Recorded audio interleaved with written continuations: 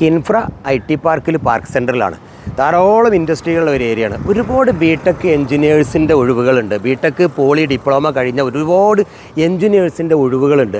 ആ ഒഴിവുകളിലേക്ക് എന്ത് ചെയ്യണം, ആരാണ് ഈ ഒഴിവ് നികത്തുന്നുള്ള ഒരു പുതിയ പ്രോജക്റ്റ് കാണാനും ആ ഒഴിവുകളെ കുറിച്ച് സംസാരിക്കാനുമാണ് വരുന്നത്. നമുക്ക് പോകാം അതിൻ്റെ അകത്ത്. വേൾഡ് ട്രേഡ് സെന്റർ, അതുപോലെ ചൈനയിൽ വലിയ വലിയ ബിൽഡിങ്ങുകളൊക്കെ കണ്ടിട്ടില്ലേ, ഗ്ലാസുകൾ കൊണ്ട് ഉണ്ടാക്കിയിട്ടുണ്ട്. ബുർജ് ഖലീഫ, ബുർജ് ഖലീഫ, അതുപോലെ ലോകത്തെ ഏറ്റവും ഉയരം കൂടിയ ബിൽഡിംഗ്, അവിടെയൊക്കെ പോയിട്ടില്ലേ? ഇടക്കിടക്ക് പോകും. ഇത്ര വലിയ ബിൽഡിങ്ങുകളുടെ എക്സ്റ്റീരിയർ ഡിസൈൻ ചെയ്യുന്നത് നമ്മൾ പോലെ ഫസാഡ് എഞ്ചിനീയേഴ്സ് ആണ്. എന്ന് വെച്ചാൽ അതിന്റെ വാള് എക്സ്റ്റീരിയർ പുറത്തുള്ള ഫേസ് എന്നുള്ള വെക്കുന്നതാണ് ഈ ഫസാഡ് എന്നുള്ള. അപ്പൊ അതില് കോൺക്രീറ്റും കമ്പികളും എല്ലാം അതിന്റെ വാളില് സാധനമാണ്. യെസ്. നമ്മുടെ നാട്ടിലൊക്കെ സാധാരണ എന്താണ്, പ്ലാസ്റ്ററിങ്ങോ അതല്ലെങ്കിൽ പെയിന്റിങ്ങോ ഒക്കെയാണ്. പക്ഷെ ഇവിടെ അങ്ങനെയല്ല. ഇവിടെ എന്താണ്, ഗ്ലാസ്, അലുമിനിയം, സ്റ്റീല്, ഇതൊക്കെ ഉള്ള ഒരു മിക്സിംഗ് ആണ്.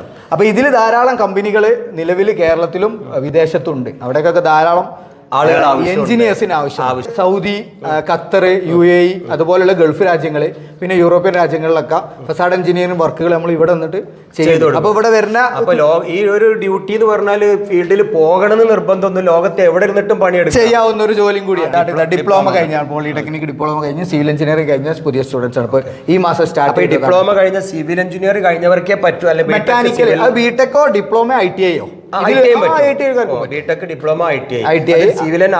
ഇല്ല, മെക്കാനിക്കൽ ആയാലും മതി. പിന്നെ ആർക്കിടെക്ചർ ആവാം, ഇന്റീരിയർ ഡിസൈനിങ് ആവാം, സിവിൽ റിലേറ്റഡ് ആയിട്ടുള്ള പ്ലസ് മെക്കാനിക്കൽ എക്സ്പീരിയൻസ് ഒന്നും വേണ്ട, നേരെ വന്ന് ജോയിൻ ചെയ്യാം. അതെ. ഇപ്പൊ കഴിഞ്ഞ ബാച്ചിൽ നമ്മൾ ഏകദേശം 20 സ്റ്റുഡൻസ് ഇപ്പോൾ ഔട്ടായി. അവരൊക്കെ നല്ല സാലറിയിൽ തന്നെ കൊച്ചിയിലും പിന്നെ വിദേശത്ത് ഗൾഫിലേക്കും നമ്മൾ സൗദിയിലേക്ക് നമ്മൾ 4 പേരെ നമ്മൾ നല്ല ജോലിയിലേക്ക് ആക്കി കൊടുത്തിട്ടുണ്ട്. ഇതിൽ നമ്മൾ 100% പ്ലേസ്മെന്റും ഉണ്ട്. അല്ലാത്തവർക്ക് നമ്മൾ 100% റീഫണ്ടും കൊടുക്കുന്നുണ്ട്. നമ്മളിവിടെ ട്രെയിനിങ് നടക്കുമ്പോൾ തന്നെ നമ്മളിവിടെ പ്രൊജക്റ്റിൽ അവരെ ഉൾപ്പെടുത്തും. അതിൽ 2 ഗുണങ്ങളാണല്ലോ. ഒന്ന്, അവർക്ക് ഒരു ചെറിയ സ്റ്റേറ്റ്മെന്റ് അതിന് കിട്ടും.